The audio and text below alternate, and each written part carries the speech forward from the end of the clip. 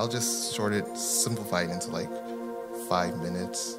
So this all started like in undergrad and college. I knew I wanted to like pursue medicine, you know, from like a young age. Like my parents would like force it on me because you know how Caribbean parents are, you know, people are like.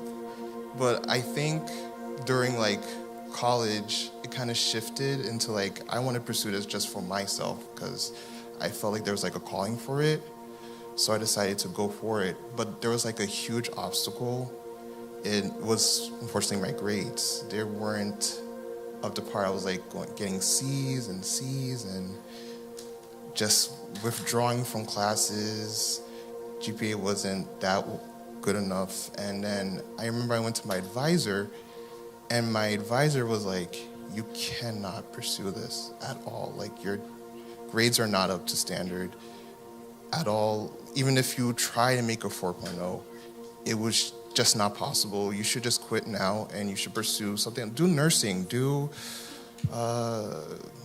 just not do medicine. Don't do pre-med. It's not worth it at all. So since those words were said to me, I just remembered it just illuminating over my head throughout my college career.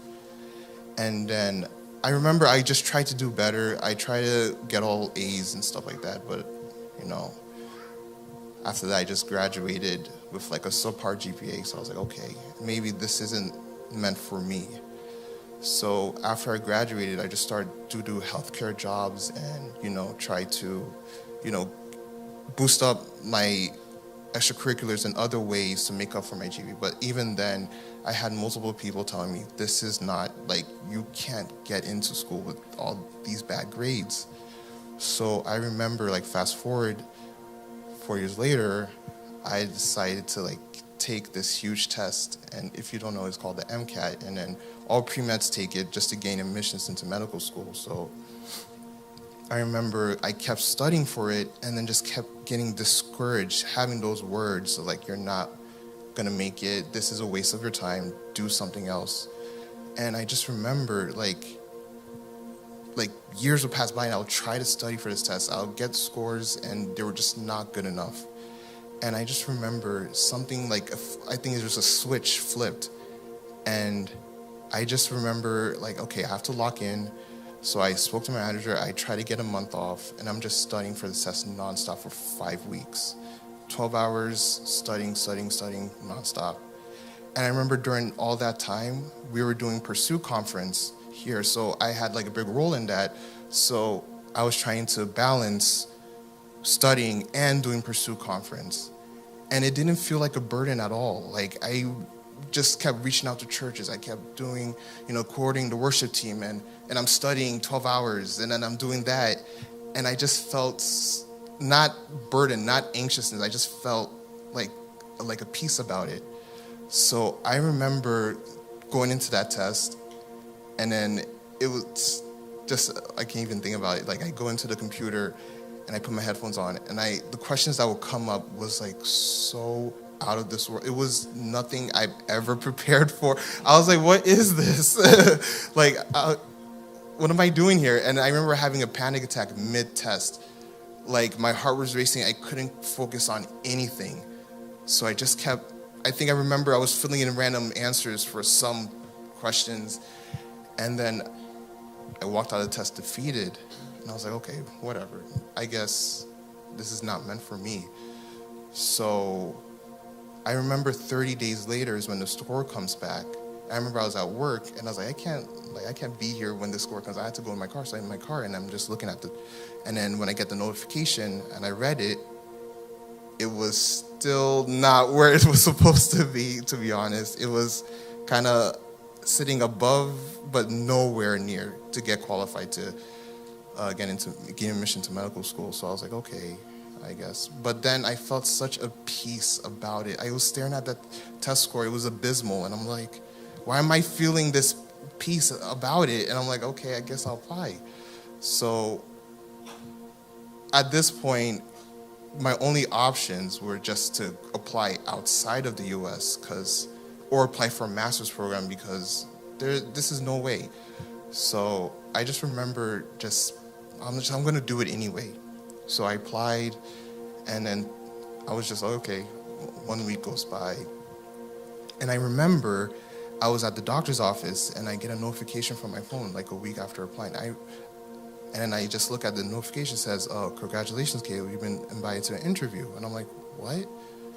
So those of you who don't know, like, after you gain admissions, like after you apply for medical school, there's like this huge achievement, like not huge as acceptance, but like you get an interview, it's like, okay, you made it now, like, because only few students get selected for this. So I was like, okay, I'll just go ahead, and I just kept staring at it because I'm like, this is not real. So I go ahead and I do that interview, thinking nothing of it. I was like, okay, I guess that was just one interview, okay. So I remember I was just waiting for like a decision. I'm waiting for a decision. And then I get another notification. And it's like, congratulations, Caleb, you've been invited to another interview. I'm like, where is this?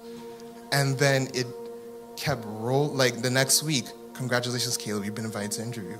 Next week, congratulations, Caleb, you've been invited to interview. And I'm like, this can't be real. This can't be real at all. Oh my gosh. So next thing you know, I ended up with 11 interviews. And I was like, what is going on? But still, the imposter syndrome just kept rushing in. I'm like, okay, this is a mistake. This is a mistake, clearly, because I'm not qualified at all. So I thought. So I'm going to these interviews, and I'm sitting among these candidates. We're all in black suits, business tie, briefcases, whatever. And then I turned to the guy next to me. I was like, hey, we're just talking. And then I'm like, oh, so what do you do? I was like, oh, I'm a pharmacist. I'm like, oh, wow.